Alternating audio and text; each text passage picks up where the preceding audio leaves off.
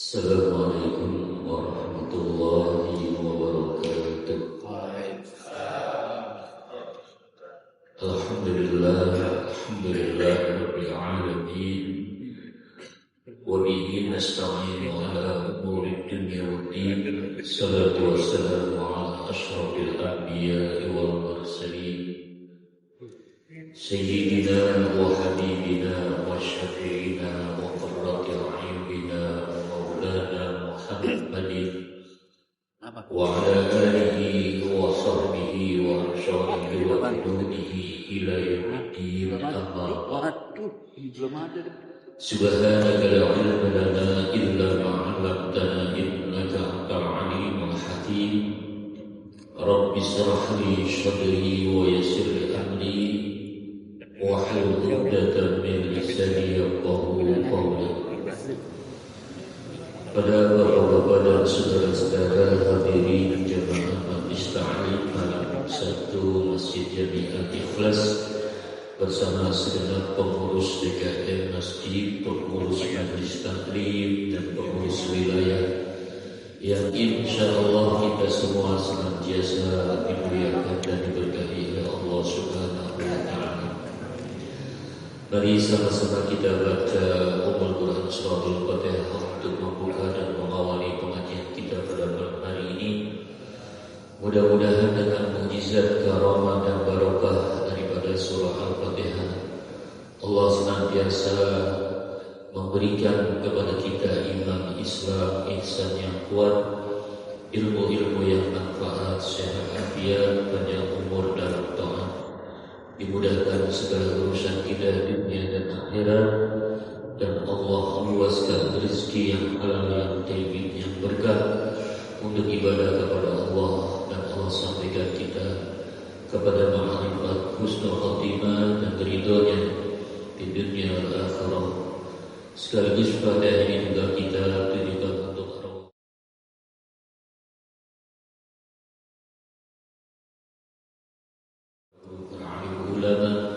para sholihin yang telah pulang rahmat Allah. Mudah-mudahan semua selalu mendapatkan limpahan rahmat dan maghfirah, diluaskan dalam kubur mereka dan dijadikan kubur mereka raudhah min riyadil jinan.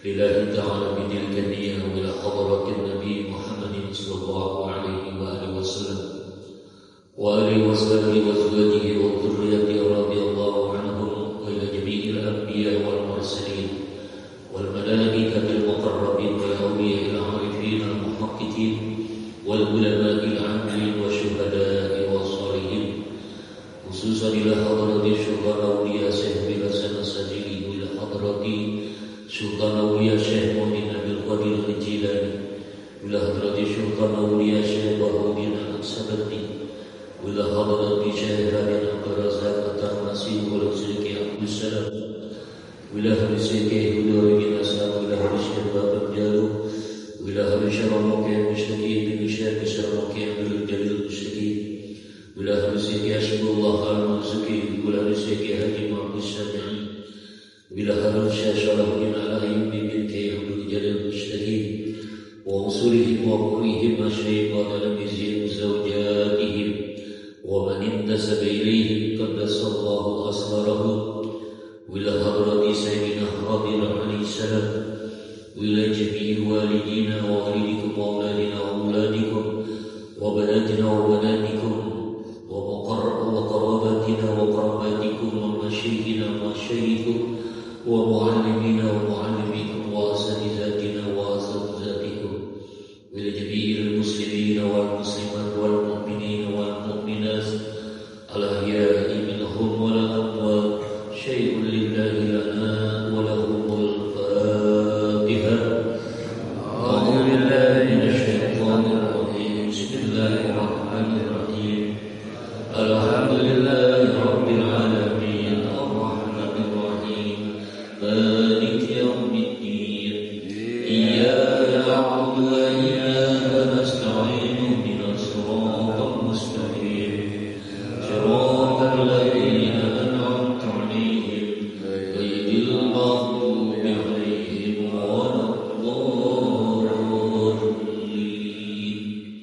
Rabbi ighfir lana wa liwalidina amin. Qala bismillahirrahmanirrahim. Ad-dars al-hadi wa salasun fi fadli zikrillah wa hamdihi wa syukrihi azza wa jalla. Pelajaran hadis berikutnya tentang keutamaan zikir kepada Allah, keutamaan bertahmid atau memuji Allah, wa syukrihi, dan keutamaan bersyukur kepada Allah Subhanahu wa taala. Wa qala ta'ala, a'udzu billahi minasyaitonir rajim, ya ayyuhalladzina amanu dzkurullaha dzikran katsiran wa sabbihuhu bukratan wa asila. Wa qala ta'ala, inna fi khalqis samawati wal ardh wa ikhtilafil laili wan nahari la ayatin li ulil albab alladzina yazkuruna Allaha qiyaman wa qu'udan wa 'ala junubihim wa yatafakkaruna fi khalqis samawati wal ardh rabbana ma khalaqta hadza batila subhanaka faqina adzabannar. Sadaqallahul azim. Bapak-bapak dan saudara-saudara hadirin jamaah ta'lim yang dimuliakan Allah, kajian kita malam hari ini membahas tentang keutamaan zikir.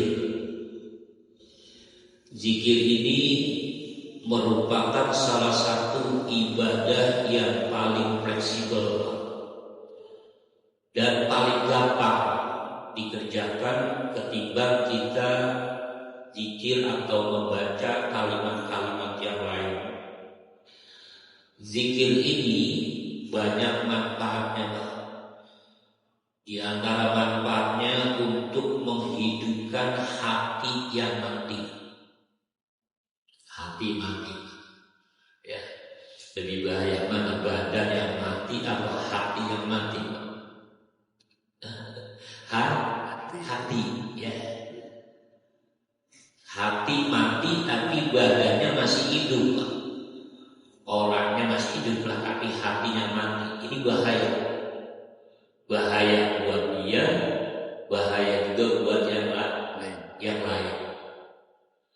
Dalam hadis yang lain, dalam riwayat yang lain, itu Nabi pernah bilang perumpamaan orang yang zikir kepada Allah dengan yang tidak zikir kepada Allah itu sama dengan antara orang mati dengan orang yang hidup dengan orang yang mati. Jadi kalau kita nggak berzikir kepada Allah berarti mati kita. Tapi ketika kita zikir kepada Allah berarti kita hidup. Nah, kata-kata mati di situ maksudnya mati hati kita, gelap. Kalau kita ingat atau nyebut ya Allah, maka ketika itu hati kita hidup lagi, ibarat lampu nyala lagi, ya. Nah, supaya stabil nyalanya, nggak mati-mati terus, ya zikirnya jangan berhenti. Pokoknya asalkan kita berhenti, nggak ingat paling minim banget, nggak nyebut Allah, itu nanti Pak ibarat lampu. Sedetik ingat Allah, sedetik lupa, berarti lampunya nanti. Kadang-kadang kita punya lama dan bertipa aja, kadang-kadang nyala mantap, ini kan enak ya. Iya. Itu gambaran dari Nabi tentang pentingnya zikir dalam hidup kita. Dan juga perlu kita ketahui, zikir itu ya dalam rangka pendekatan diri kita kepada Allah. Jadi ketika kita ingat Allah, pada saat itu kita dekat sama Allah. Meskipun kita lagi di pasar, lagi beli atau lagi jualan, kita ingat Allah atau nyebut Allah, pada saat itu Allah dekat sama kita. Nah, ketika kita lupa, gak nyebut, gak ingat, berarti kita jauh dari Allah. Meskipun kita berada di tengah apa? Di tengah Masjidil Haram, jauh dari Allah. Iya, tapi meskipun kita di pulau Bang, di rumah kita atau di toko, di warung, di bengkel, ya. Bahkan ketika kita lagi nongkrong di mana? Di toilet, di WC. Tapi hati kita bukan mulut, ya. Hati kita nyebut Allah. Jadi berbunyi hati kita Allah. Pada saat itu Allah dekat dengan kita. Meskipun di mana? Itu. Iya. Kan Allah bilang dalam hadis qudsi, ya, uzkuruni azkurkum. Sebut aku nyebut kamu. Ingat aku pun ingat kamu. Apa nyebut Allah. Bapak namanya siapa? Joni. Ya, Allah nyebut kita Joni. Itu kita bilang Allah. Allah nyebut kita Joni. Begitu Pak, ya. Dan itu untungnya kita berzikir kepada Allah. Dan salah satu manfaatnya yang lain, zikir itu dapat menenangkan hati kita. Ya, terutama ketika kita menghadapi hal-hal yang berat, yang sulit, yang bikin puyeng, dan pokoknya ribet, ya. Zikirin aja Pak, ya, Allah, atau la ilaha illallah. Gue udah zikir tapi masih belum ini, terus aja, jangan berhenti, ya, karena Allah juga memuji kita sampai di mana power zikirnya, ya, kekuatan zikirnya sampai di mana, ya. Karena kadang-kadang meskipun kita udah zikir, ya kadang-kadang mungkin udah beribu-ribu tuh kalimat zikir kita baca, asma Allah kita baca, ya, tapi kita belum merasakan faedah atau manfaatnya, efek positifnya. Terus Pak, jangan berhenti, karena bisa jadi Allah justru sedang apa? Sedang menanamkan asmanya di diri kita. Kalau asma Allah itu tertanam di dalam diri kita, tanda dia semuanya, ya, yang berat jadi enteng, yang gelap jadi terang, yang jauh jadi dekat. Begitu seterusnya, dari hal-hal yang negatif berubah menjadi positif. Itu efeknya zikir. Banyak lagi lah pokoknya. Itu baru di dunia, ya. Belum lagi nanti di dunia, tapi mau nyebrang. Di dunia menyebrang kemana? Menyebrang ke alam kubur, alam barzakh. Ya, kita pasti nyebrang nih Pak. Ada yang nggak mau nyebrang? Naik apa nyebrang ini? Iya, ya. Ya, orang nyebrang itu kan macam-macam, ya. Ada gambaran aja Pak kalau nyebrang. Kali lah supaya gede. Ya mungkin kalau yang bisa berenang, ya. Ada yang pakai jembatan, ada yang pakai eretan ya. Kalau eretan tuh dia pakai perahu, ditambah motor masih bisa naik itu. Waktu saya ke mana sana, orang Gembong itu naik ituan, nyebrangnya kali itu, ya. Iya itu begitu. Ada yang mungkin lebih ini lagi pakai jembatan yang memang sudah kokoh lah begitu, mobil bisa lewat di atasnya, begitu kontainer juga kuat. Itu penyeberangan. Nah, ketika kita mau menyeberang dari alam dunia ke alam kubur, itu mati, itu berarti itu nyebrang kita Pak, ya, sedang nyebrang, ya. Apa alat penyeberangan yang kira-kira betul-betul aman, ya, hati kita nggak was-was, nggak ketakutan, dan insya Allah kagak nyebur, nggak lelep, nggak membawa arus, ya, arus kali, arus sungai yang mungkin ya sungainya besar, lebar, dalam, arusnya kencang. Nah, itu jembatannya yang paling kuat, zikir yang paling kuat. Ya. Makanya Nabi kan isyarat itu dalam hadis bahwa siapa orang mangkana akhir kalamihi, barang siapa orang yang akhir ucapannya la ilaha illallah dakhala Barang siapa yang akhir ucapannya dari alam dunia ini pada saat dia mati kalimat la ilaha illallah, maka dakhala jannah, pasti dia masuk surga. Makna masuk surga ini luas. Di antaranya dia selamat ibarat orang yang berantem, gak kecebur atau gak kelelep, gak ke bawah arus, sampai ke tujuan amannya. Kalimat la ilaha illallah. Jadi Nabi mengatakan kalimat la ilaha illallah karena ini yang Abdul Zikri. Ya, Abdul Zikri kan la ilaha illallah. Itu memang ada dua redaksi hadisnya, Pak. Ya, tentang kalimat la ilaha illallah. Ya, di antaranya yang umum nih Abdul Zikri la ilaha illallah. Ada lagi redaksinya yang berbunyi Abdul Zikri fa'lam annahu la ilaha illallah. Itu Pak, bacanya yang cakep begitu dipanjangin dulu tadi itu 3 kali dipanjangin, ikutin aja Pak, jangan gak usah mikir yang macam-macam.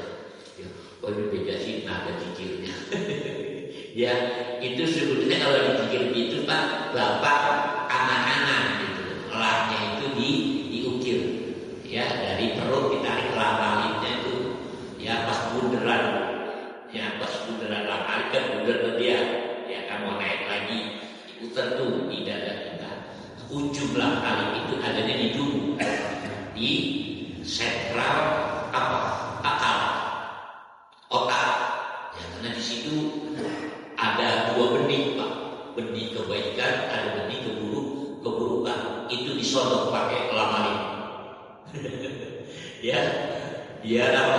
Biar mentah yang negatifnya jadi lupa. Itu kan salah satu keajaiban zikir begitu Pak, terutama zikir la ilaha illallah, pasti ilah itu di pundak sebelah kanan, ya, diputar ke di ilaha itu hak, di ilaha haknya itu ada di tete kita, susu kita yang sebelah kanan.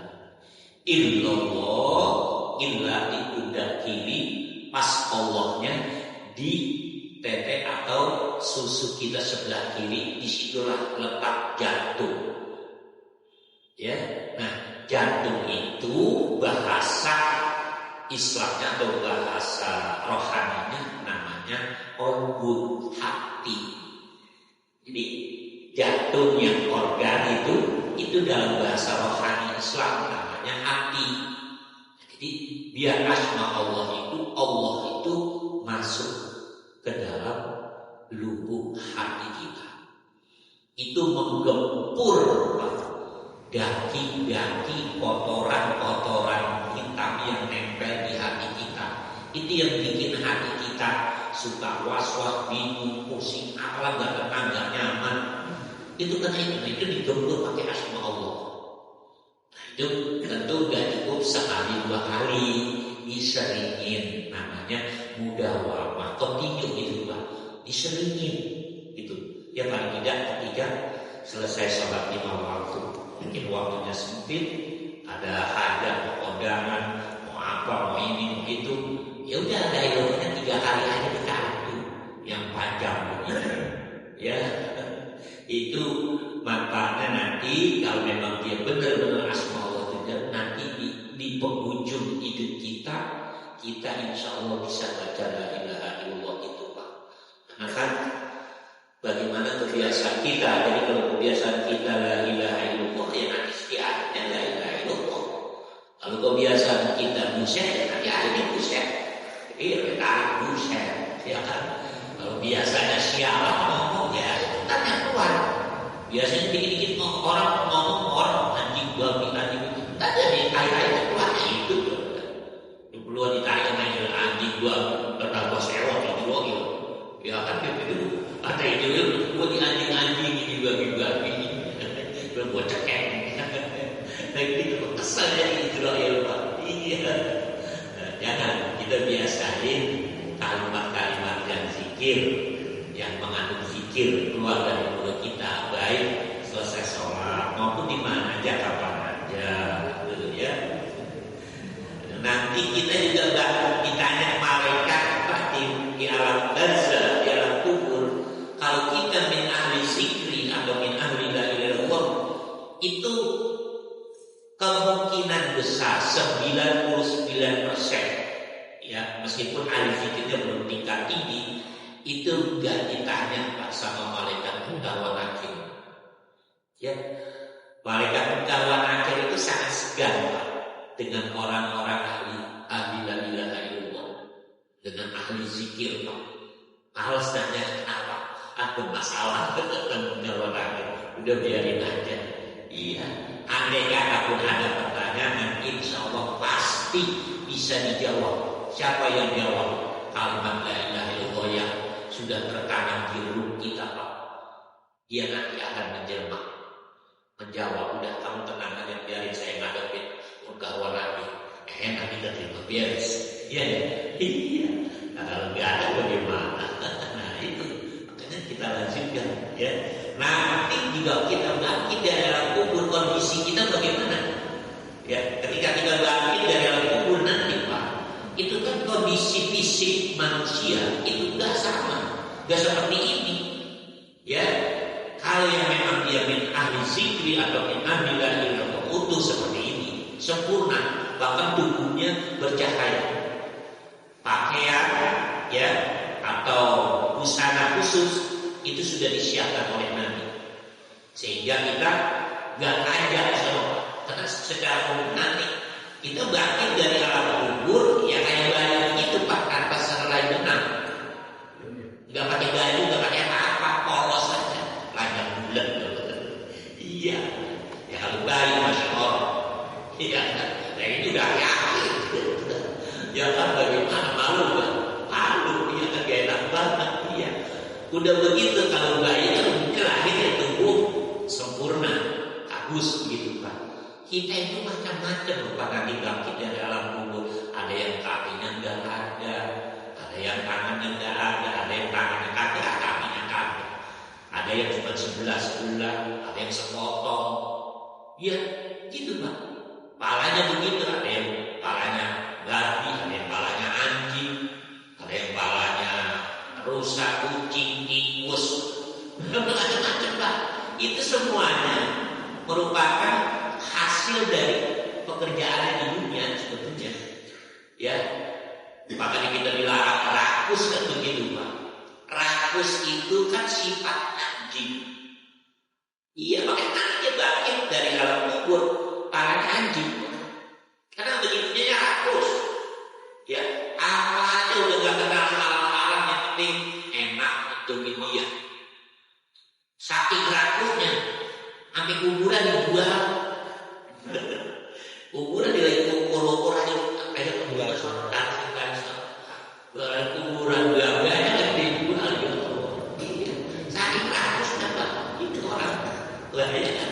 Ya makanya nanti ya wajar kalau dia bangkit dari alam kubur itu dengan bentuk kepala atau muka seperti anjing, ya, babi, ya babi itu yang susah diatur Pak, keras kepala, ya, diajak yang baik, apa diajak yang nggak benar nggak pakai diajak, yang nggak benar nggak pakai diajak. Tapi kalau yang baik yang benar diajak itu susah, kayak watak babi kan gitu, ditarik malah maju, didorong malah mundur. Nah, itu kan ribet kan begitu orang. Iya, diajak ngaji nggak mau, diajak ke masjid sholat zikir apa nggak mau. Tapi kalau untuk tempat-tempat maksiat, wah nggak pakai diajak. Iya kan, dan apa sinyalnya udah cakep lah kalau hal yang jelek begitu. Itu watak babi begitu. Juga babi itu wataknya yang jelek lagi, senang dengan kotorannya sendiri. Dia kata sendiri Pak, babi.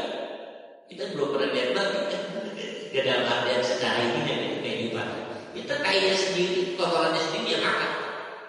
Coba buat manusia, ya wataknya seperti itu kan jelek. Iya, artinya selalu bergumul dengan hal-hal yang negatif, hal-hal yang maksiat, hal-hal yang gelap, hal-hal yang kotor. Hidupnya seperti itu, Pak. Tiap hari itu kerjanya dosa dulu.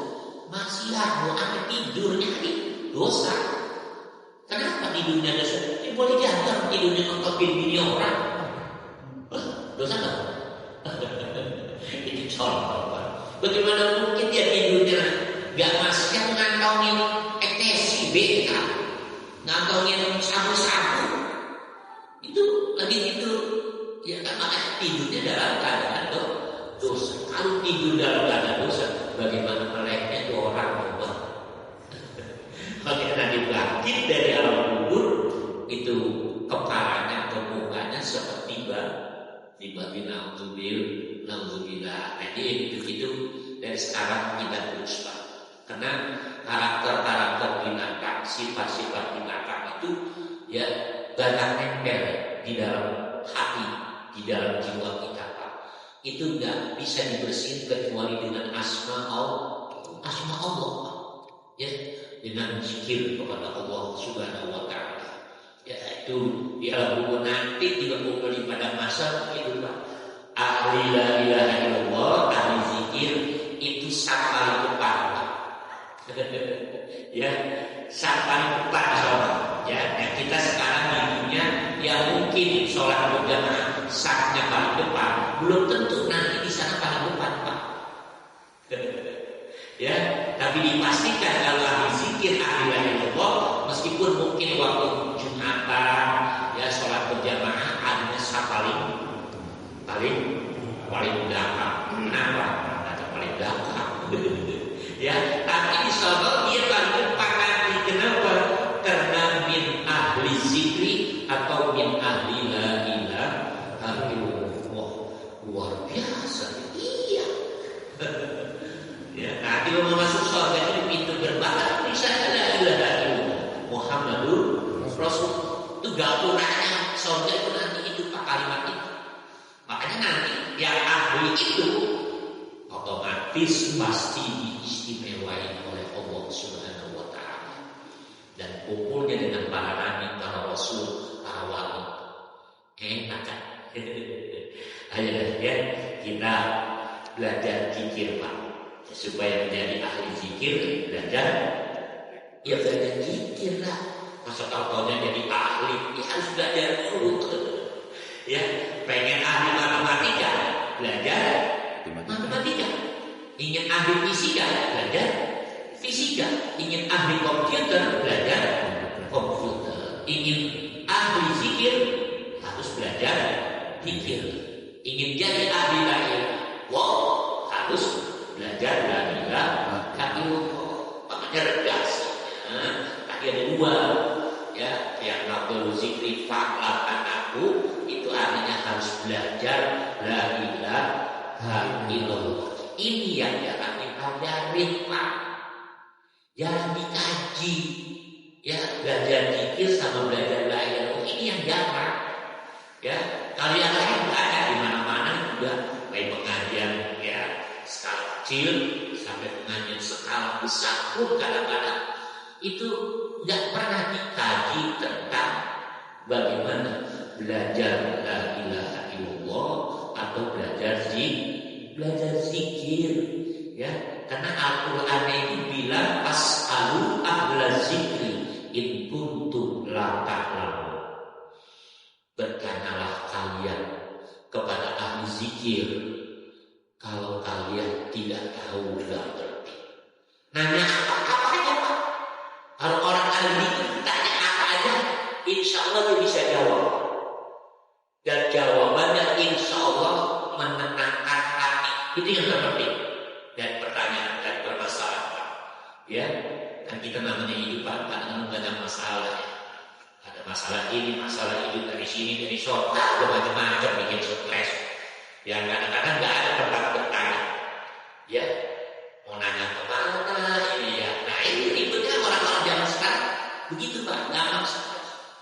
Ya, kalau dulu-dulu ya kehidupan umat apabila mereka menghadapi permasalahan yang bikin was-was, bingung, membuat ya akan pusing, mereka lari ke ahli zikir, Pak. Ya, yang kadang-kadang ya 11 sebelum mereka bertanya, jawaban udah nyampe buat. Ahli zikir bisa begini Pak. Orangnya belum nanya, bahkan mungkin belum nyampe, jawaban udah ada. Ya, itu ya sampai yang mau bertanya itu bingung, kok dia bisa tahu ya? Yang gua mau tanya, gua belum tanya, tapi dia udah jawab dulu, oh kamu begini ya.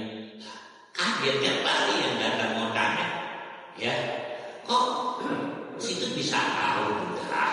Yang penting itu jawabannya. Ya orang dengan begitu puas dan dengan apa yang dia lihat, dia dengar itu terasa aneh, itu satu menenangkan hati dia. Ini ahli zikir itu Pak. Makanya sekali lagi ya, di sana Al-Quran itu bilang fas'alu ahla zikri, bertanyalah kalian kepada ahli zikir. Ya, meskipun ya ahli zikir itu sebagian ulama menafsirkan ulama maksudnya. Ya, ahli zikir itu maksudnya ulama. Tapi dalam lini tasawuf itu tadi dalam kajian fikih, dalam kajian tasawuf itu ahli zikir di situ betul ulama, tapi ulama yang ahli zikir, nggak sembarangan ulama, nggak sembarangan kiai, nggak sembarangan guru, nggak sembarangan muallim. Ya, kalau muallim ya secara umum guru, ustaz, kiai, bahkan abid itu belum tentu ahli zikir. Kalau ahli zikir udah pasti ulama, meskipun dia nggak pernah mondok, nggak pernah sekolah madrasah, ya, nggak pernah ngaji, cuman karena dia ahli zikir, dia banyak tahu. Dari mana? Dari Allah. Jadi bisa. Itulah yang disebut dengan ilmu laduni. Ilmu yang tanpa ditransfer lewat manusia, langsung ditransfer dari Allah. Iya, Imam Ghazali menguraikan hal itu Pak dalam kitab beliau Muqasatul Qulub, menyingkap rahasia hati. Hati itu kalau bening Pak dengan asbab wasilah zikir, itu ilmu dari langit. Bahasa orang Lembang bilang blorok apa? Turun gak dapat itu Pak, turun gak dapat masuk gitu. Apa yang blorok gitu kan? Iya, itu ilmu langsung dari Allah. Ditransfer itu namanya ilmu laduni. Ya, oh itu ada ya dalam Islam, ada Pak. Meskipun ada sekte Islam yang menolak, ya terutama Wahabi, ya kan, Mu'tazilah atau rasionalis, mereka menolak tentang ilmu laduni, nggak ada. Padahal ada, dan dalilnya dalam Al-Quran wa'allimna, ya, itu ketika diarahkan ke Nabi Khidir Pak, ya, aku ajarkan Nabi Khidir. Itu Nabi Khidir Pak, itu istilahnya masternya ilmu laduni. Ketika Nabi Musa disuruh belajar kepada Nabi Khidir, padahal kan Nabi Musa Rasul Pak. Ya, Nabi Khidir bukan Rasul, Nabi aja. Kan ada yang Nabi sekaligus Rasul, ada yang cuma Nabi doang. Tapi kalau Rasul doang ada nggak? Ada, udah mati. Udah meninggal. Ya, Rasul doang nggak ada. Kenapa? Karena Rasul pasti Nabi. Tapi kalau Nabi belum tentu Rasul. Lah itu Nabi Musa, Nabi dan Rasul suruh belajar ke Nabi Khidir. Jadi ceritanya gini, jadi ngaji begini Pak, banyak ya jamaah selesai ngaji juga tanya jawab lah, ya. Nah di antara jamaah atau murid yang ngaji itu ada yang tanya, nanya begitu, wahai Nabi Musa, ada nggak orang yang lebih pintar dari kamu? Nabi Musa ditanya begitu Pak, dia diam kan?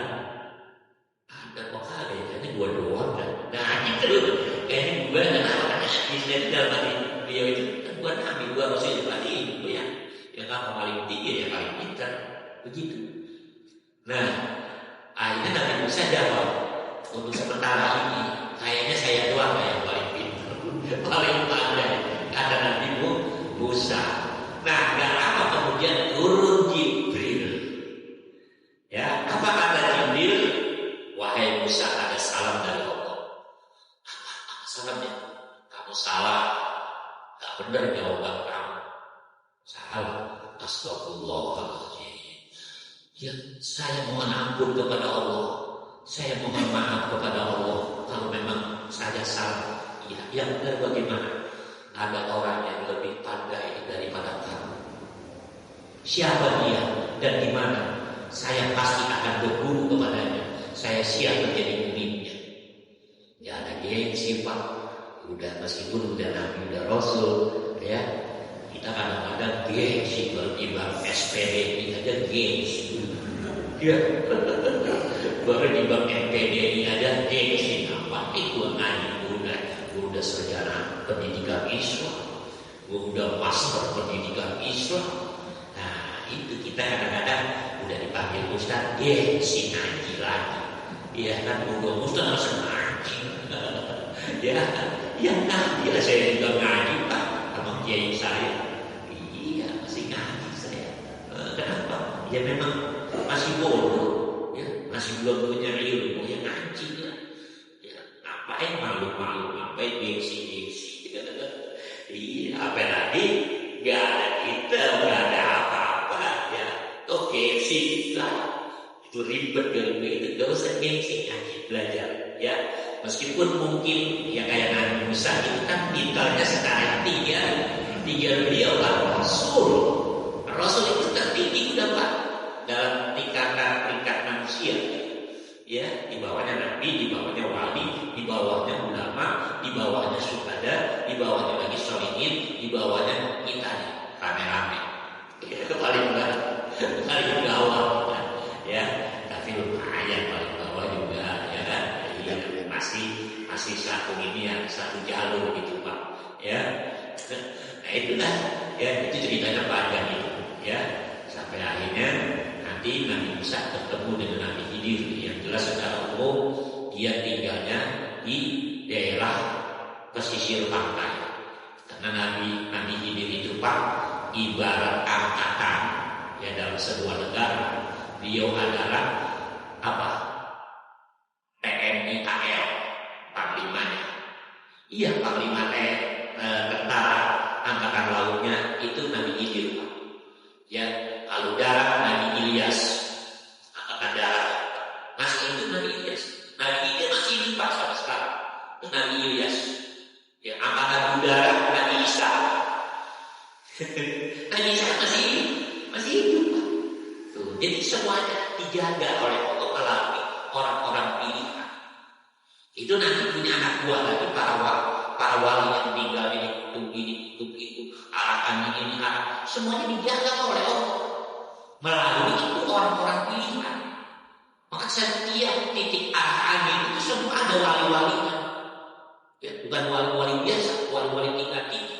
Yang kalau copot satu aja, umpamanya ya kan katakanlah Nabi Khidirnya yang meninggal wafat, pasti lautan bukan tsunami kayak di Aceh tadi Pak. Iya bisa 10 kali lipat ketinggian naik. Kalau udah dijagain sama Nabi Khidir Pak. Ya, darat kan begitu juga Pak.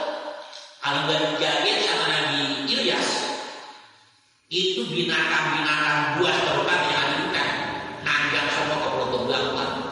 Dia ngamuk-ngamuk nyari kita manusia bercampur. Iya dijaga Pak. Ya nanti itu punya prajurit lagi Pak. Ya itu kan panglima. Ya angkasa udara. Kalau ada Nabi Isa Pak, itu bisa jadi planet-planet bintang-bintang benda-benda angkasa pada jatuh ke bumi Pak. Kapan aja bisa terjadi. Iya kita kalau lagi ngaji begini, ya atau biarin aja kata mati ketiban syahid insya Allah. Kan yang lagi maksiat, ya kan? Kemudian ada benda dari angkasa, dia akan kehantam bagaimana? Iya, dijaga oleh Nabi Isa. Nabi Isa yang prajuritnya Nabi anak buah. Begitu Pak. Ini semuanya Allah yang atur. Kadang-kadang orang nggak paham, wah berarti kita mempertuhankan barang. Bukan mempertuhankan, memang Allah menugaskan beliau-beliau itu. Ya, jadi semuanya dijaga Pak.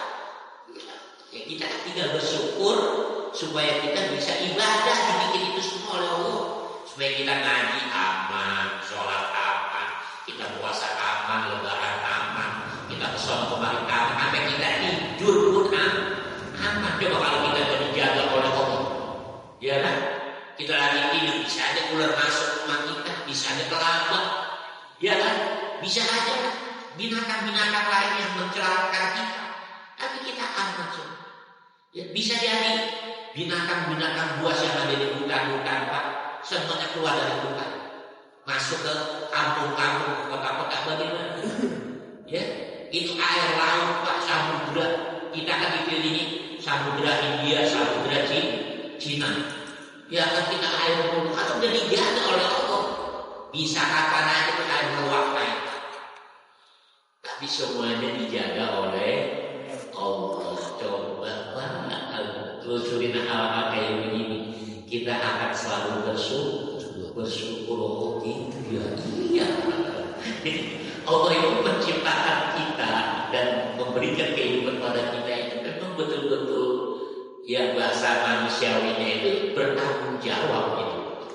Gak sekedar dibikin kemudian diaktifin dibiarin aja, enggak. Semuanya Allah pagerin, Allah jaga. Makanya kita ya alhamdulillah sampai detik ini masih bisa masih bisa ngaji, bisa sholat ke masjid. Alhamdulillah ya. Dan udah habis itu aja dulu kalau dituntasin cerita Nabi Khidir panjang. Tapi intinya di situ Pak. Jadi Nabi Khidir itu yang mempunyai power zikir yang luar biasa. Beningnya hati itu yang kemudian ilmu dari Allah melimpah kepada beliau.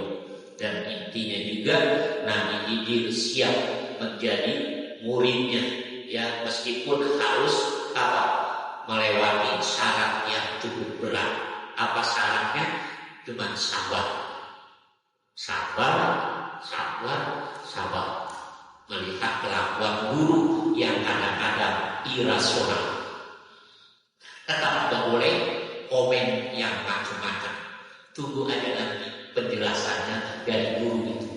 Iya, itu adab namanya Pak dalam belajar. Jangan mengguru somong gitu ya. Kalau mengguru somong, sepinter apapun, setinggi apapun ilmunya, gak bakalan mantap, gak bakalan berkah. Tapi kalau dia punya sopan santun, adab kepada guru, meskipun ilmunya itu tidak setetes, tapi manfaat dan berkah. Ya, jadi kembali kepada zikir. Ya, zikir ini kita pelajarin Pak. Ya, belajar zikir itu beda dengan belajar yang lain.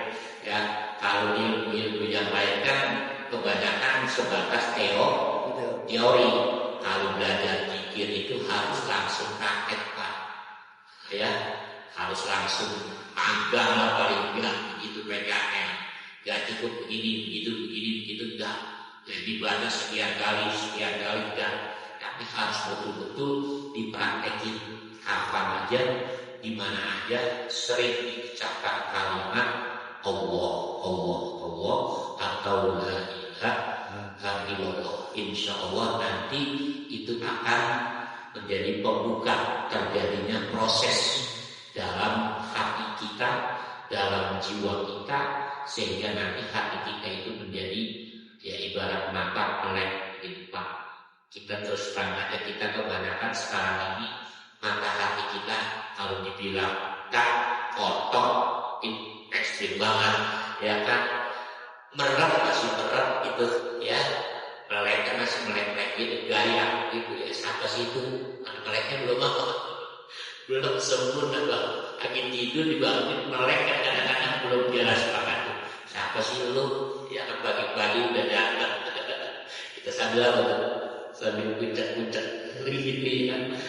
Kita zikir itu arahkan ke sana yang belajar zikir supaya hati kita itu melek, sehingga kita bisa tahu, bisa ngerti, bisa paham tentang hidup ini, ya, tentang diri kita, tentang orang-orang di sekeliling kita, tentang apa aja, ya, sampai tentang Allah yang bikin kita.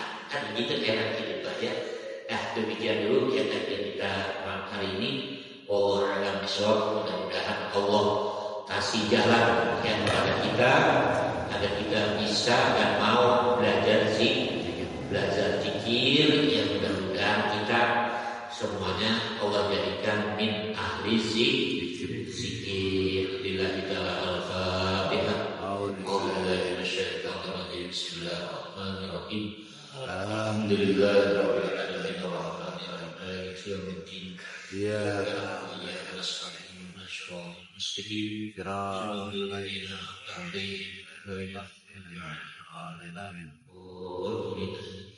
ila kalimatan karim. Bismillahirrahmanirrahim. Alhamdulillahirabbil alamin. Allahumma shalli ala sayyidina Muhammad wa ala ali sayyidina Muhammad wa sallim tasliman katsira. Allahumma rabbana zidna 'ilman nafi'a wa rizqna fahman kamilan waj'alna min ahli la ilaha illallah. Rabbana atina fid dunya hasanah wa fil akhirati hasanah wa qina adzaban